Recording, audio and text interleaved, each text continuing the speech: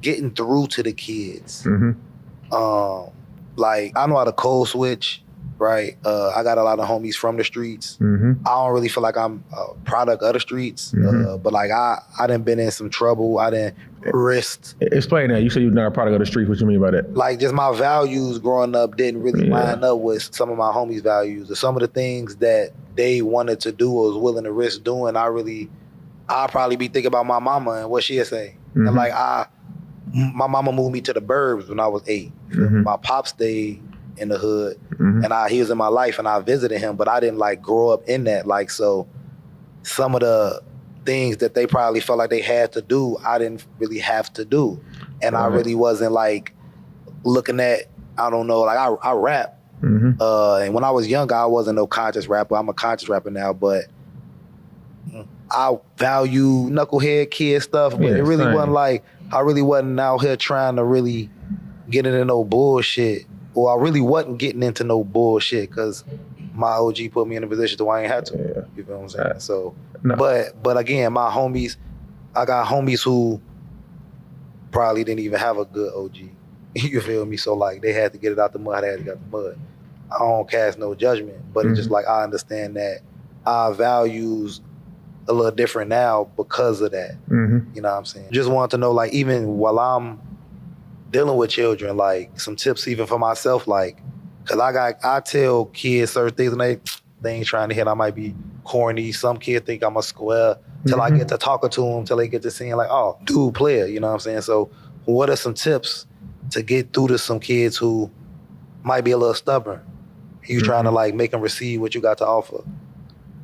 So the reason why I asked you that question about the part of the environment is because like the media has taught us that our environments are negative and nothing positive comes from it, right? That's what the media said.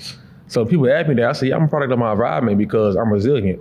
You know, a lot of shit going on right now with politics and the president, but people like us is like, okay, you know what I'm saying? Like, we're gonna be good regardless because we ain't never had shit to begin with, right? So because of that, like, I'm resilient, like I'm immune to a lot of things. And being from the hood, I learned how to improvise. I learned how to, use things to my advantage. So like, I'm a product of my environment, and it's a lot of skills I got from the environment that most people don't have.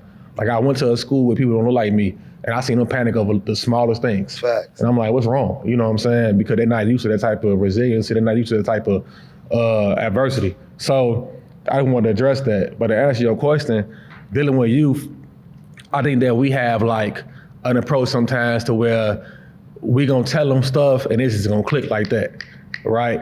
Or we gonna talk at them and they gonna pick it up and just listen. Yeah. And that's just not how life works. Exactly. Like, I look at it as planting a seed. You know, you plant that seed and you gotta water it. You can't just tell a kid, hey, get out the streets and do better. It don't work that way. You know, you tell them one thing, you listen to them, and as y'all build relationships and you gain that trust or they gain your trust, now you can start watering the flower a little bit more. And you'd be surprised at the things kids actually hear from you. Like, a lot of times I thought I was talking and that shit was going from one ear out the other.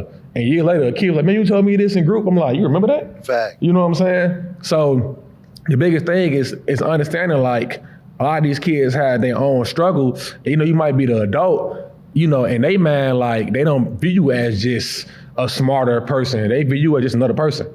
So understand, like, you got to gain that trust first. Another thing too is, man, it's some key things that attract kids to you. Like, everybody want that bigger homie, but you being that nigga or the person they look up to, it comes in certain ways you go about it. So for example, I'm just give you another example. I used to have this white dude that worked with my organization, and he was like, man, we should make more money. And they was basically like, make more money, you work a nonprofit, like, you work for the people, ain't no money in that. And then he was like, well, that's bullshit, because if I'm driving this piece of shit car and the guy who's cracking cars is driving it, how would I influence a kid to go my route? Real talk. Fact. So the reason why I even got my Jeep and the reason why I might have my shoe collection or I might have a nice watch is because I know those are things that kids pick up on. When they find out that, I got a building with 9 bedroom, 3 bed, they're like, for real? And it's not a bragging thing. It's a thing of like, yeah, these are my accomplishments and I'm still me. And this is who I am. Like, I didn't have to play football or basketball. I'm not in the studio right now, you know what I'm saying? I'm not asking if you got Chase, if you got Bank of America, like I earned it a certain way, and I can keep my shit too, you know? So it's just them seeing the real you and you being genuine, and then them also understanding like what your accomplishments come with. But it take time, bro. Like, it take a lot of time and consistency.